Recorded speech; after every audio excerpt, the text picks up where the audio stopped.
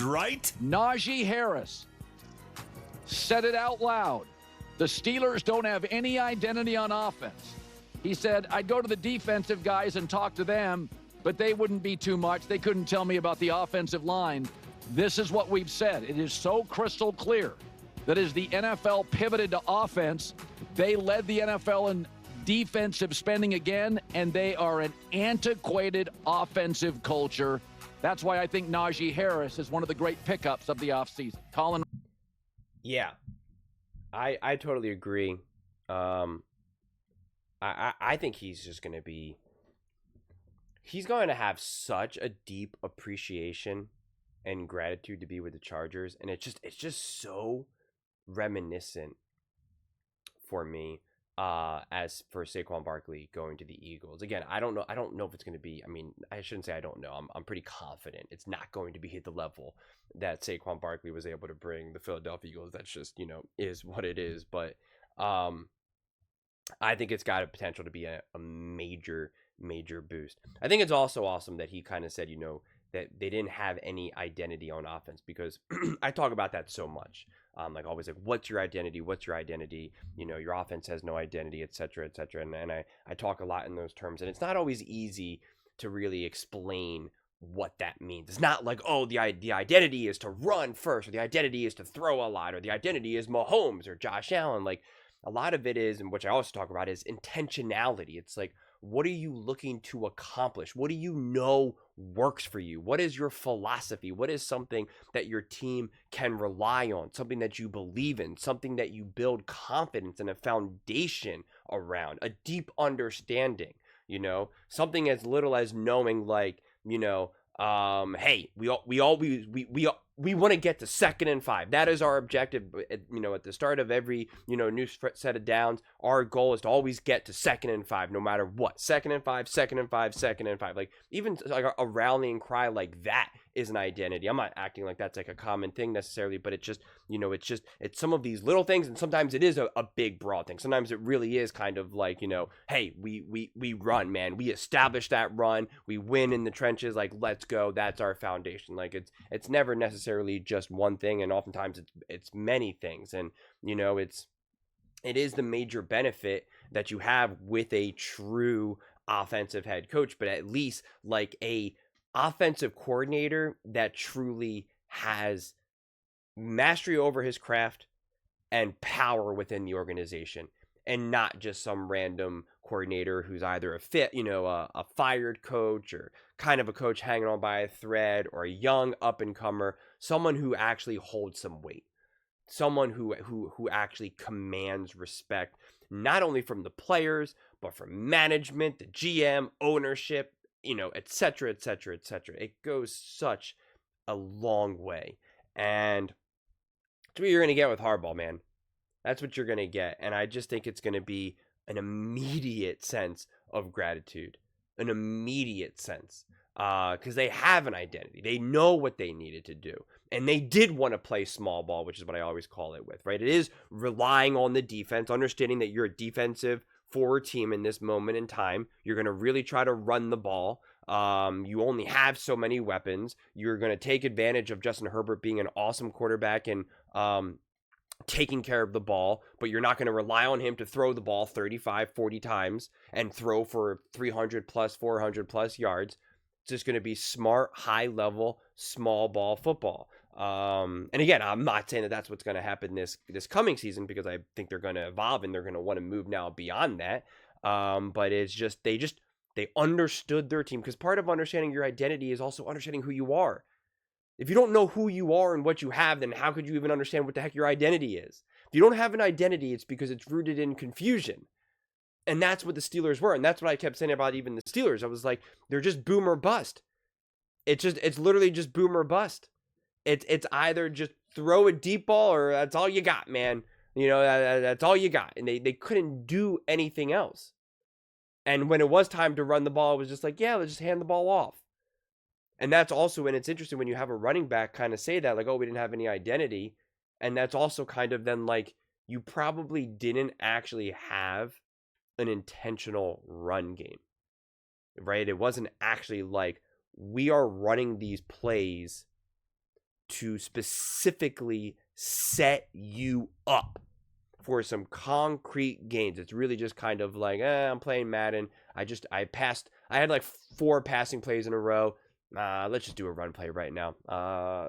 This play. That, and a lot of teams do that. It's so fascinating. It's so fascinating that these high-level coordinators who are making, more money than you or I will ever make, unless you are making that money, and by all means, then, congrats. It's just like, it's kind of shocking to me how sometimes it really does feel like that it really is just kind of guesswork. It's just kind of like, sure. And you're just kind of like, whoa, can you get to that level and still not really know what you're doing that much? Like, is that just the way how it is in any profession? Because I mean, I'm pretty sure anyone who's kind of, been around the block once or twice in various careers knows that you come across a lot of people where you're like, man, how are you in this position that you're in? And that's what happens. That's what happens. And I guess it's still, it even happens at the NFL level as well. It happens at every level and in scary levels that have too much of an impact on you or I's life. But I just think that I think the Chargers are going to be it's such a perfect parallel to compare the Steelers and the Chargers, and how you have a player who's now going from one to the other, and you can see the comparisons. You can see how one ship it's not even going in the wrong direction. It's kind of just like going in circles. And then you have the Chargers, who were in a way like that. They had the right quarterback, but they were also kind of going like this, and they said, no. We need to stop. We need to stop. We need to figure this out. What do we need to do? We have a great quarterback. We know that. But what do we need to do? Okay, we're getting these coordinators. We need to we need to get the coach. We need to get the coach. All right, well, who's available? Harbaugh. There's a couple availabilities right now. Maybe the Cowboys, maybe the Bears, we got to get Harbaugh. Got to get Harbaugh. Got to get Harbaugh. Got to get Harbaugh. And they got Harbaugh. And it immediately changed everything. Immediately changes everything. And it's more than just coaching. It's more than just culture. Getting a coach like a Harbaugh just permeates every aspect of the team. And again, compare that to the Steelers. They have no identity. They have no idea what they're doing. Who's their quarterback? I have no idea. Depending on who their quarterback is, what's their offense going to look like? I have no idea. What will they do if they get Russ again? No idea. Justin Fields? No idea. Obviously, Justin Fields is gone, but if they did, no idea. Aaron Rodgers? No idea. Oh, they got DK Metcalf? Okay, and who's their quarterback? No idea. No idea. Who are they going to draft? What are they looking for in the draft? No idea. None.